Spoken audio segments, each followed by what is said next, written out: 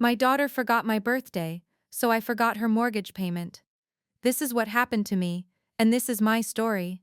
At 72, I didn't expect lavish gifts or big parties, but I did expect a phone call.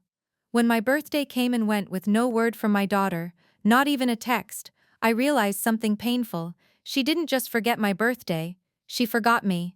But she had forgotten one more thing too, the mortgage payment on her fancy new house, the one I still had my name on. Subscribe and click the like button so this story can reach others who've ever felt invisible and maybe need a little reminder, we're not done yet. The morning of my 72nd birthday felt like any other.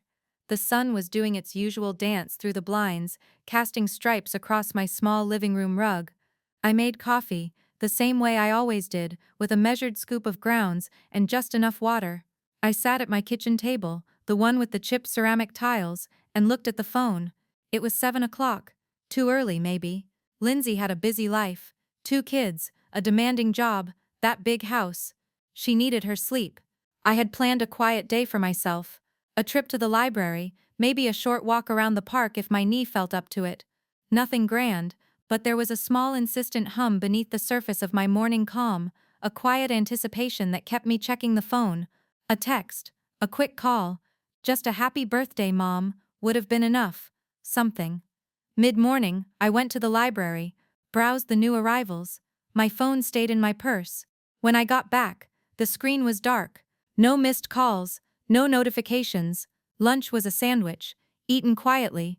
The afternoon stretched, long and still. I watched a show on TV, a rerun of something I'd seen a dozen times. The hours ticked by, slow and heavy, like thick syrup. The light outside began to fade. Around 5 o'clock I opened my laptop. Maybe a quick email, just to check. My fingers, a little slower than they used to be, typed in the password. The first thing I saw was Lindsay's profile, a new post, from earlier that day. A picture of her and some friends, laughing around a table laden with plates of eggs Benedict and mimosas, brunch with the besties, the caption read. There was no mention of a birthday, no casual my mom's birthday today, or even a simple emoji. She looked happy, vibrant, the kind of happy that didn't include me. I closed the laptop, the screen going dark. The quiet hum inside me had turned into a dull ache. It wasn't a mistake, not this time. It wasn't just that birthday, of course. That was just the day it all crystallized, the day the quiet hum finally became a persistent low thrum of something cold. Over the past year, I'd noticed the gradual fading. It started subtly enough, a missed Sunday call, then two, a suggested lunch date that always seemed to not quite work with Lindsay's schedule. Her voice on the phone when she did call often sounded rushed, a little breathless, like she was talking while running to catch a train. "Oh Mom, I'm just so swamped," she'd say, almost a sigh. "It's the new project at work, plus soccer practice for Liam and ballet for Sophie, and the house, you know." I did know. Or I thought I did. I'd built my own life, raised her, managed a home. I knew what it was to be busy. But there was a difference between busy and absent. Lindsay was becoming absent. I always understood.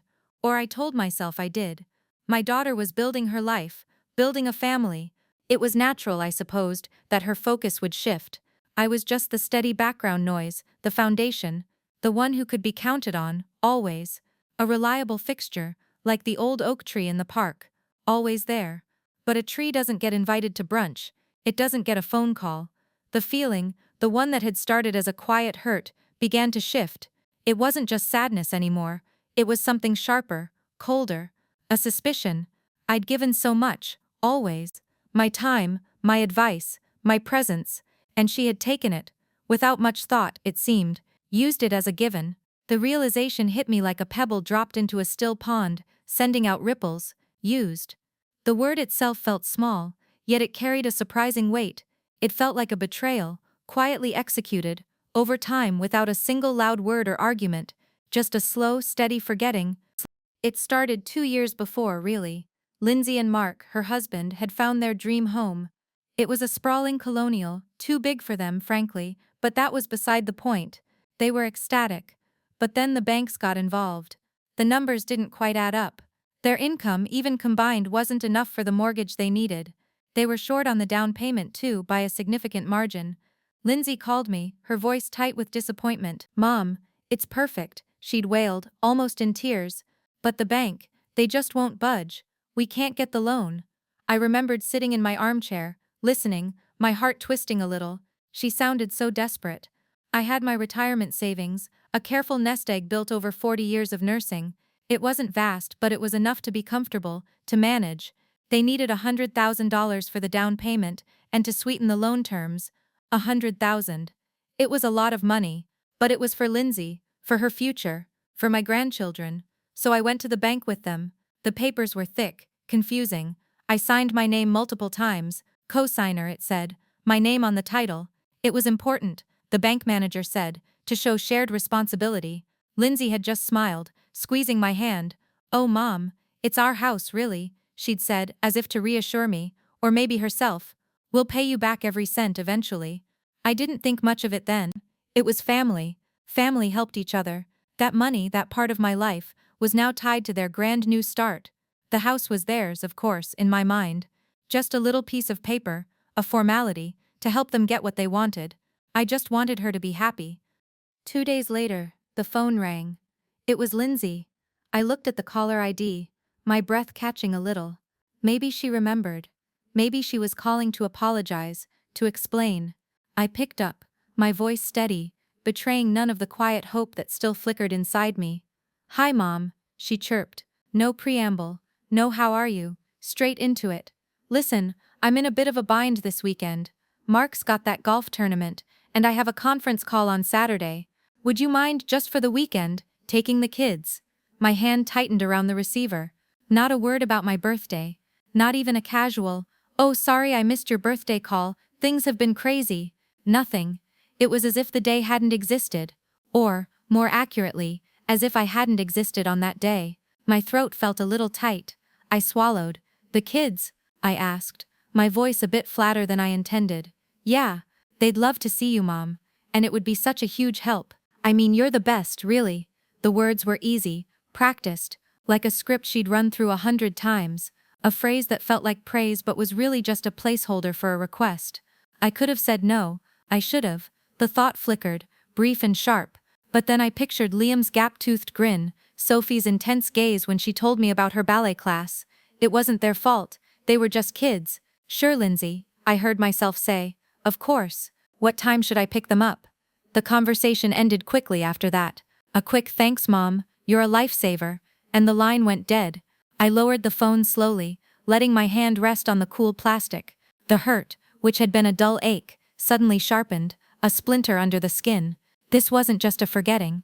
This was a dismissal, a casual waving away of my feelings, my very existence, in favor of convenience. This was the moment. The quiet, unremarkable moment when something inside me shifted, permanently. That weekend, I drove to Lindsay's house. The house. It loomed, big and impressive, a monument to their aspirations. The grass was manicured, the bushes trimmed just so.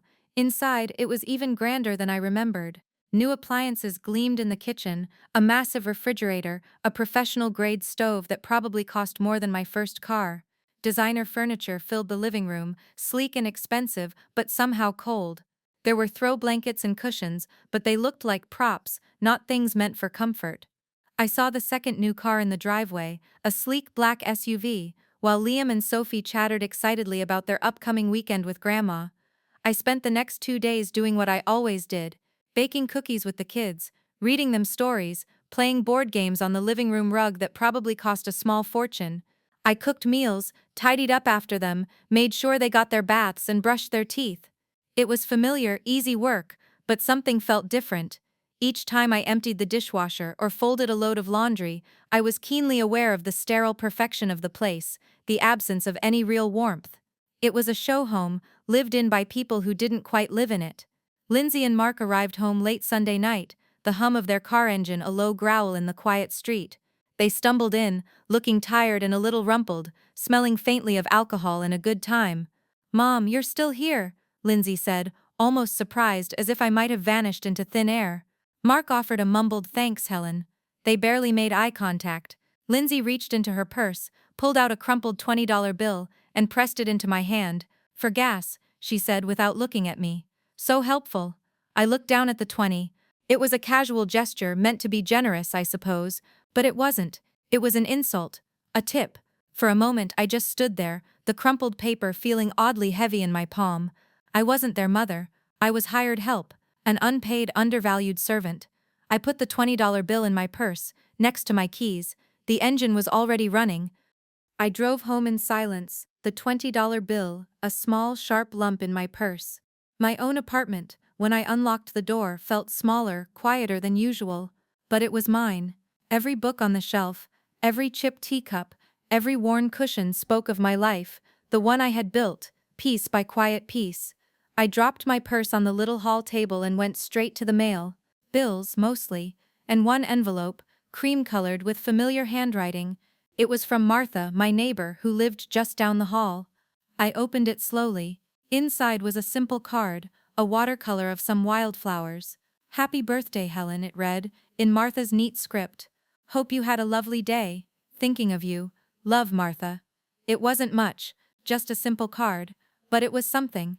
It was the only one I had received. I traced the wildflowers with my thumb. Martha remembered. My own daughter hadn't. That night, I didn't watch TV. I didn't even read. I pulled out an old leather-bound journal from the bottom drawer of my dresser, a gift from my husband decades ago. I hadn't touched it in years. I opened it to a fresh page, the paper creamy and clean. I picked up my pen. My hand paused over the blank space. I wasn't going to write about the hurt, not about how I felt. That part was done. Instead, I began to write about what I planned to do. My pen scratched across the page, slow and deliberate. Each word a quiet, firm decision. The feeling wasn't anger, not in the way a loud explosion is anger. It was something colder, something that felt like steel, a resolve, a quiet, unshakable plan. The path ahead wasn't clear yet, not entirely, but I knew one thing: I wouldn't be forgotten again. The next morning, I made an appointment with Mr. Harrison, my financial advisor. He was a kind man, younger than me, with a reassuringly calm voice and silver-rimmed glasses perched on his nose. I'd trusted him with my savings for years. The office was quiet, efficient. I sat in the soft leather chair, my hands clasped in my lap. "Helen, what can I do for you?" he asked, a pleasant smile on his face. I got straight to it. "Mr. Harrison, I need to understand the full implications of my co-signing on Lindsay's mortgage. The house on Elm Street." He nodded, tapping a few keys on his computer. The screen glowed with numbers and figures. "Ah yes, the title shows you hold 49% ownership, Helen. It's a significant stake. 49%. I knew that. It was on the papers. But it still felt like a piece of abstract knowledge. What came next was not abstract at all. "And the payments?" I asked, my voice a little tighter than I'd intended. "Who's been making them?" Mr. Harrison looked at his screen, then back at me, a slight furrow appearing between his brows. "Well, according to our records, the automatic withdrawals for the monthly mortgage payments have been consistently made from your linked savings account, Helen, for the past 2 years. Just as per the initial agreement." He paused as if sensing something. "Are you implying there's been an issue?" A cold wave spread through me, starting in my chest and radiating outwards. My hands, still clasped, tightened, knuckles going white. Every single payment, for 2 years. They hadn't paid a dime.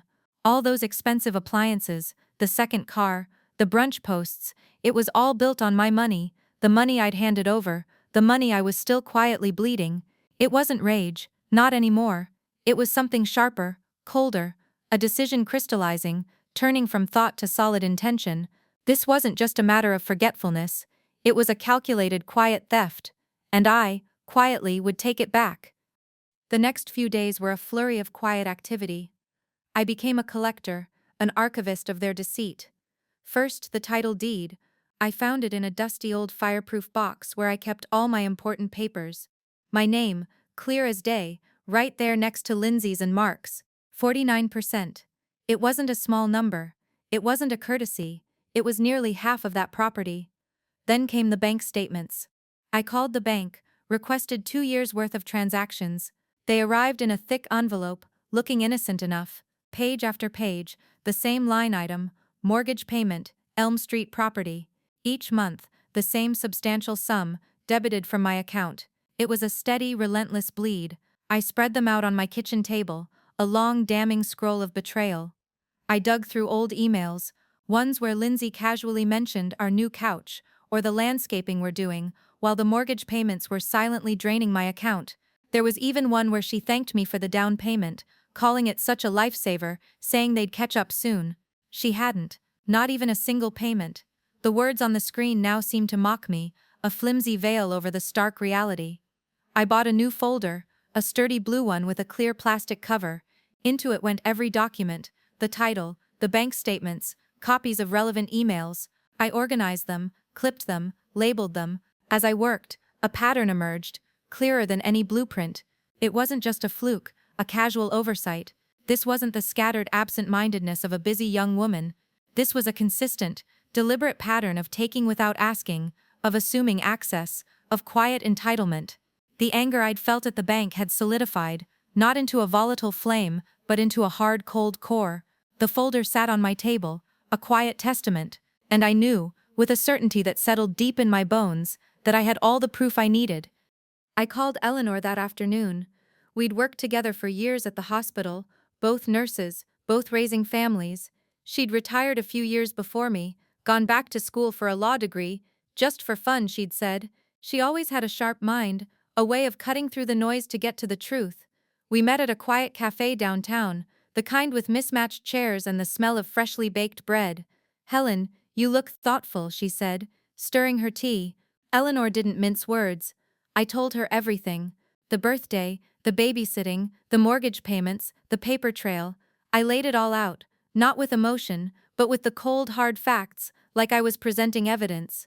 She listened, her expression unreadable, occasionally nodding, her gaze steady. When I finished, she took a long sip of her tea, then set the cup down with a soft click. "Well," she said, her voice calm, "that's quite a story, Helen.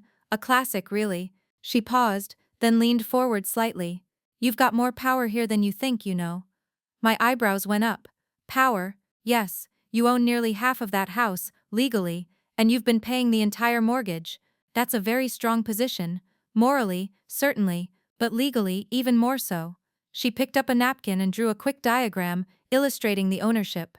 "If she wants to forget you, Helen," she said, looking me straight in the eye, her voice firm, "remind her who made that house possible. Remind her who you are, who you've always been, and who you can still be." Her words hung in the air, not as a challenge, but as a kind of quiet permission, a path forward.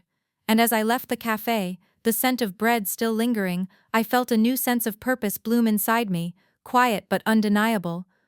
I decided to give Lindsay one last chance. A test, really. Not for her sake but for mine. To confirm, beyond any doubt, what I already suspected. I called her the next day. "Lindsay," I said, my voice deliberately neutral, "could you meet me for coffee sometime this week?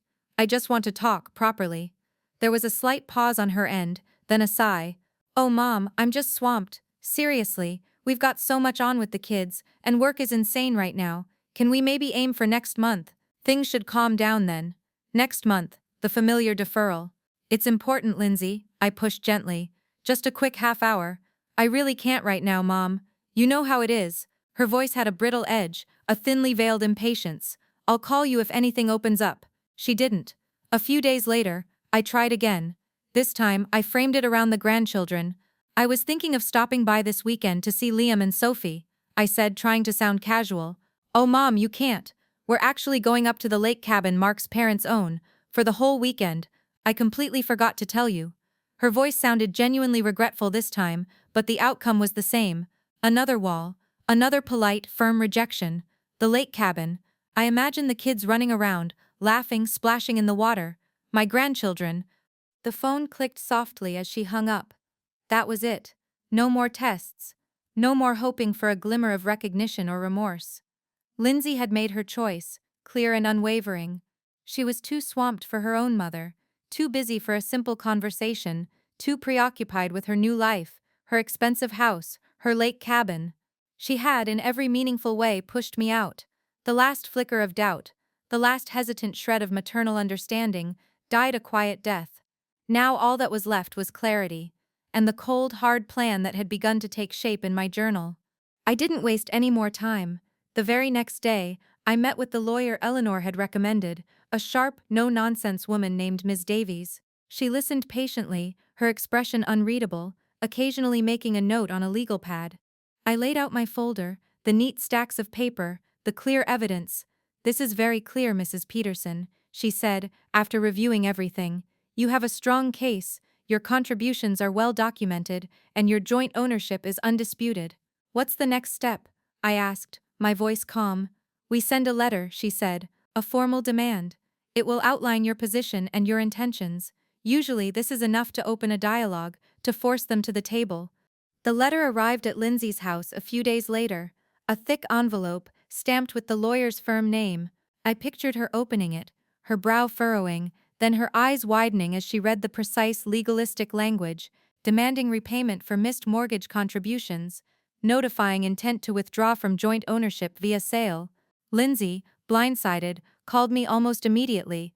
Her voice was a sharp crack over the line, high-pitched with outrage. "Mom, what is this? What are you doing? My lawyer. This is insane. You can't do this." I listened to her rant, her accusations, her disbelief, without saying a word. I gripped the phone, feeling the plastic dig into my palm. When she finally paused, breathless, I spoke. My voice was quiet, steady, calm. "Oh, but I can, Lindsay.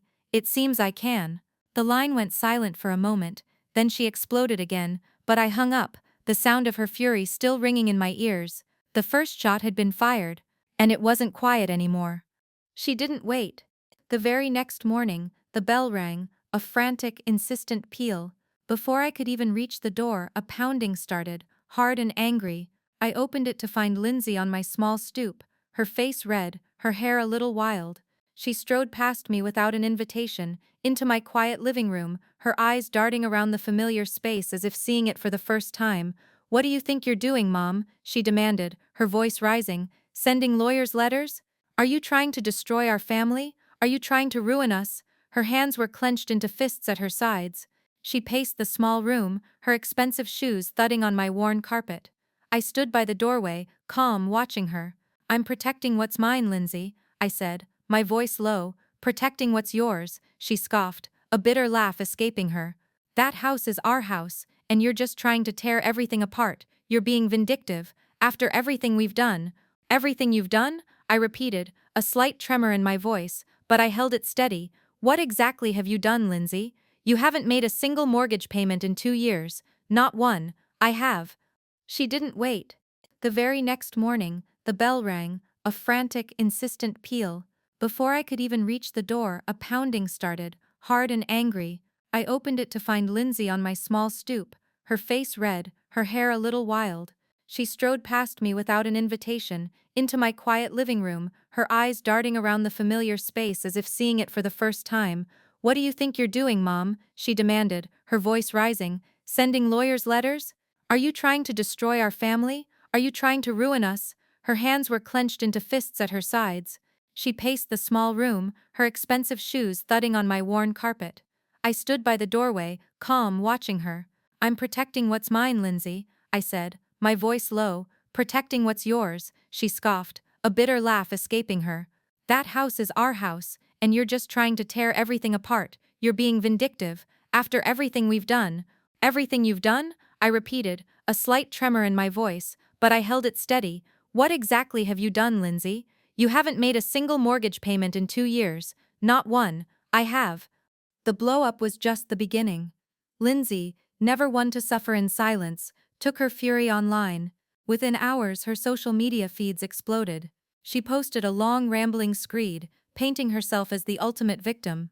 "My own mother," she wrote, "is trying to ruin my family. After I invited her into our lives, she's trying to force us out of our dream home." She didn't mention the mortgage payments, of course. She didn't mention the down payment. Just a vague sense of betrayal, a plea for sympathy. I didn't respond. I remained silent, publicly, but I watched. A sort of detached curiosity had taken root in me. Lindsay's friends, her network, the casual acquaintances, they all piled on. "How could a mother do that? Shameful. Blood is thicker than water, Lindsay. Don't let her get to you." The comments rolled in like a tide, full of outrage and righteous indignation. But then, an interesting thing happened. Amidst the cries of victimhood, some questions started to surface. "Why would your mom be on the mortgage?" one person asked, innocently enough. Another chimed in. "If she's on the mortgage, doesn't that mean she helped with the down payment?" Lindsay quickly deleted those comments, but not before I saw them, not before a few others, less visible, began to ask similar questions in private. A little green notification popped up on my own phone. A message, then another, and another. Old friends of Lindsay's, people I hadn't spoken to in years, started to reach out. Helen, is everything okay? I just saw Lindsay's post, and it sounds so unlike you. They weren't asking for details, not really, they were asking if I was okay. If her story was the full story. It was a small ripple, barely a tremor, but it was there. And it told me that not everyone was buying Lindsay's carefully curated narrative. Not everyone had forgotten who I was. Lindsay's public outrage did nothing to sway Miss Davies. In fact, it seemed to solidify her resolve. Her refusal to negotiate, the lawyer stated calmly, only strengthens your position. It shows bad faith. Lindsay, despite her public cries, refused every attempt at mediation. She wouldn't answer calls from Miss Davies, wouldn't acknowledge the formal letters. It was a stubborn, childish defiance, believing that if she simply ignored it, the problem would vanish. It didn't. The next step, Ms. Davies explained, her voice precise, is to file a partition action. It's a legal process to force the sale of a jointly owned property when the owners can't agree. Given your clear financial contribution and the non-payment of the mortgage, the court will almost certainly side with you. I sat across from her, listening to the legal jargon. Force the sale? I asked, just to be sure. Lindsay's public outrage did nothing to sway Miss Davies. In fact, it seemed to solidify her resolve. Her refusal to negotiate, the lawyer stated calmly, only strengthens your position. It shows bad faith. Lindsay, despite her public cries, refused every attempt at mediation. She wouldn't answer calls from Miss Davies, wouldn't acknowledge the formal letters. It was a stubborn, childish defiance, believing that if she simply ignored it, the problem would vanish. It didn't. The next step, Ms. Davies explained, her voice precise, is to file a partition action. It's a legal process to force the sale of a jointly owned property when the owners can't agree. Given your clear financial contribution and the non-payment of the mortgage, the court will almost certainly side with you. I sat across from her, listening to the legal jargon. Force the sale? I asked, just to be sure. The day the official notice came, Lindsay played her last card. The phone rang, and this time her voice was sharp, cold, devoid of any pretense of emotion. "Mom," she said, her tone clipped, "if you go through with this, if you try to sell our house, you'll never see your grandchildren again, ever." My breath caught in my throat. This was it, the ultimate weapon, the one designed to break me, to make me recoil. My heart for a split second ached with a familiar longing for Liam's messy hugs, for Sophie's careful drawings. But then, a strange calm settled over me. A coldness, yes, but also a fierce clarity. My love for them wasn't a bargaining chip. It wasn't something to be manipulated. "Lindsay," I said, my voice steady, "that's your choice, not mine," and I hung up. I didn't flinch. I couldn't. Instead, I went to my desk. I pulled out a fresh sheet of stationery for each of them, soft ivory paper, and found my best pen. I wrote a letter to Liam, telling him about the time we built that ridiculous fort in the living room, out of every blanket in the house. I wrote to Sophie, reminding her of the day we found the robin's nest in the maple tree, and how tiny the eggs were. I wrote about laughter, about shared secrets, about the unconditional love I held for them, not about what was happening with their mother, not about money or houses, just love, pure, simple, unconditional. I sealed the envelopes and placed them carefully in my will, a copy for each, to be given to them when they were old enough to understand. My love wasn't negotiable. It wasn't something Lindsay could take away or hold hostage. It lived in my heart, and it would live in those letters, a quiet, lasting testament. The house, the money, the legal battle, those were fleeting. My love for my grandchildren, that would endure, regardless of their mother's choices. A week before the court date, my phone vibrated with an unfamiliar number. I almost didn't answer. But something compelled me.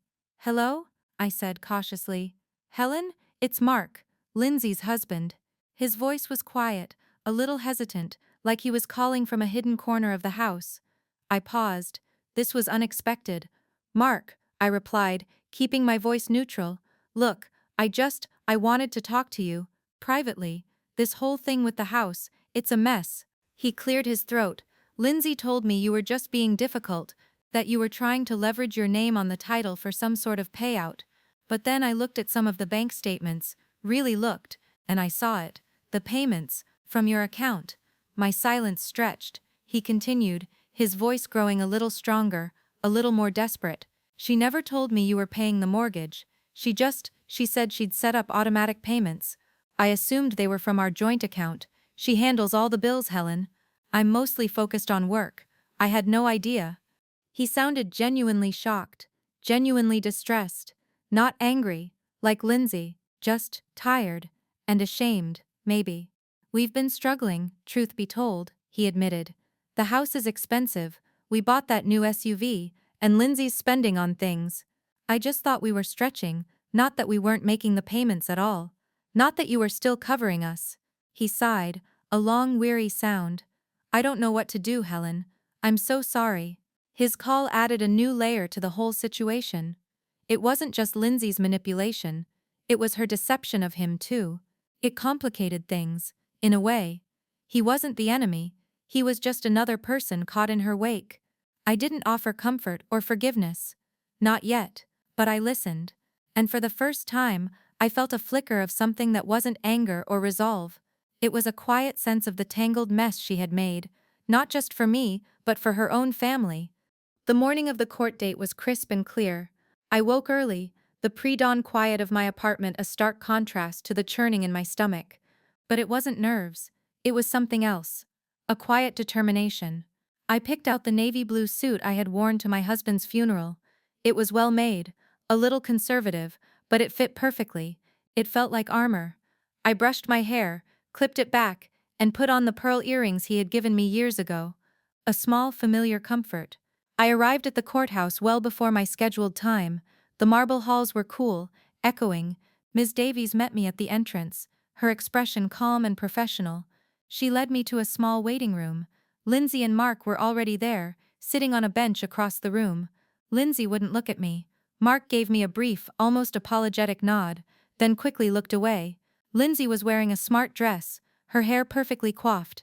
She looked defiant, like she was still playing a part. When our names were called, we walked into the courtroom. The room was formal, hushed. The judge, a stern-looking woman with a sharp gaze, sat high on her bench.